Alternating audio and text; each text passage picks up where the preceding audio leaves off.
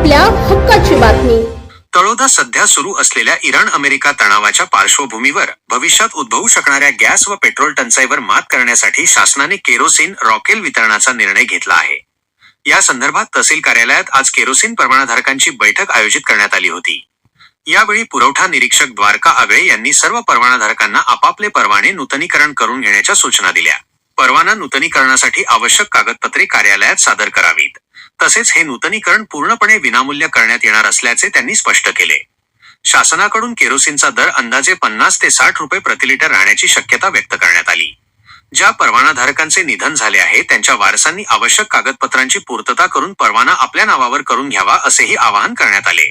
तसेच सर्व परवानाधारकांनी आवश्यकतेनुसार केरोसिनची मागणी पत्र सादर करावी अशा सूचना देण्यात आल्या.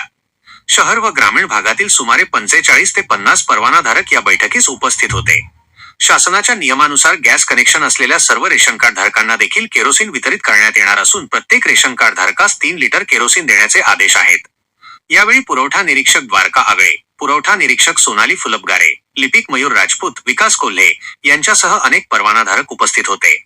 शेवटी सर्व केरोसिन परवानाधारकांनी आपले परवाने तात्काळ नूतनीकरण करून घ्यावेत असे आवाहन पुरवठा विभागाकडून करण्यात आले. पार्थ न्यूज संपादक हर्षल चौधरी.